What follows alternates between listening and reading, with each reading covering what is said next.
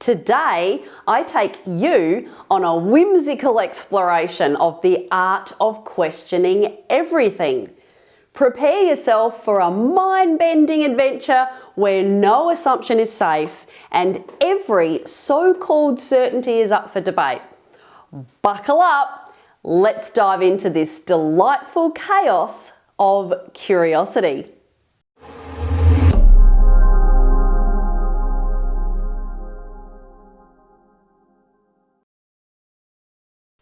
It all starts with that one innocuous moment when you look at your morning cup of coffee and think, why do we call it coffee? Who decided that beans should be roasted, ground and soaked in hot water to make this magical elixir? This is the birth of a questioner, a brave soul who dares to peek behind the curtain of everyday life and its well-accepted definitions. Remember when you were a kid and asked endlessly, why? Why is the sky blue? Why do dogs bark? Why can't I have lollies for breakfast? And the inevitable, but why not? The sweet innocence of childhood curiosity. And if you're a parent, you know exactly what I'm talking about here. Are we there yet? Somewhere along the line, most of us have learned to suppress this natural inquisitiveness and blindly accept some of life's concepts. But for the intrepid questioner, it never completely goes away. And I tell you what, I teach my kids to question everything, and yes, sometimes it does drive their teachers quite mad. So let's take a moment to appreciate the questioning mindset. It's not about being a professional skeptic or an annoying argumentative. It's about embracing curiosity and refusing to take things at face value. It's about channeling your inner Sherlock Holmes and investigating any and all of the mundane mysteries of life. Consider the humble sock. Have you ever wondered why we wear them? I mean, sure, they keep our feet warm and they reduce blisters. But who decided that feet needed their own clothes? And why do socks always seem to vanish in the laundry? Is there a secret sock dimension in our washing machines? A Bermuda Triangle for hosiery? The world may never know. Or why is it that exactly why we always seem to have blue fluff, you know? Oh, the questions. Questioning everything often leads to the discovery of life's inherent absurdities. For instance, have you ever pondered the concept of silent letters in words? Who thought it was a good idea to add K to night? Was there an ancient silent letter surplus that needed to be used up?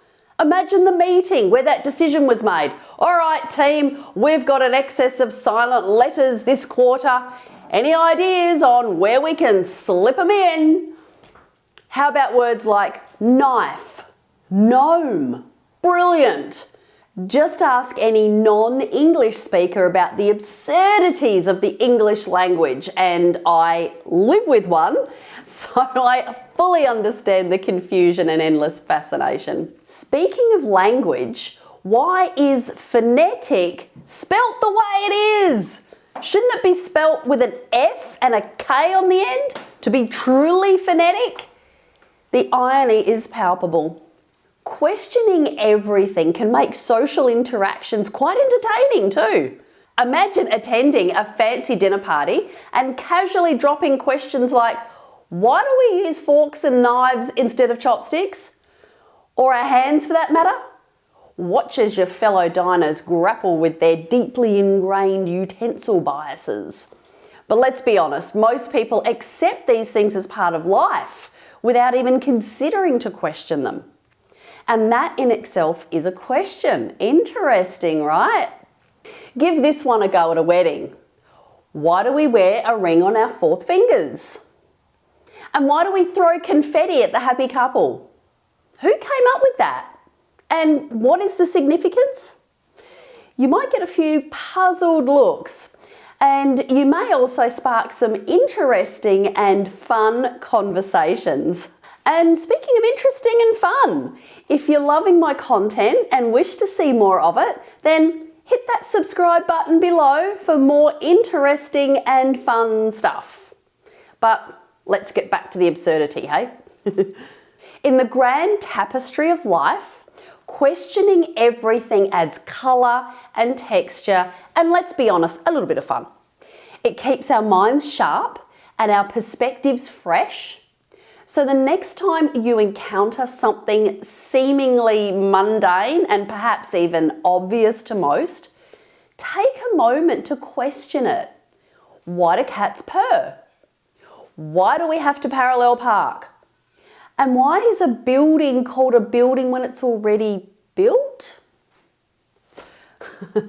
Embrace the absurdity, cherish the curiosity, and never stop asking why. After all, the most profound discoveries often start with the simplest of questions. And if anyone questions your relentless questioning, just smile and ask, why not? So that's it for today. If you gained something valuable from this video, feel free to comment below. And remember, keep it positive, okay? But also, you know the drill. Like and subscribe to gain early access to my weekly videos. I'll see you next week. And in the words of Steve Jobs, stay hungry, stay foolish, stay curious. Bye for now.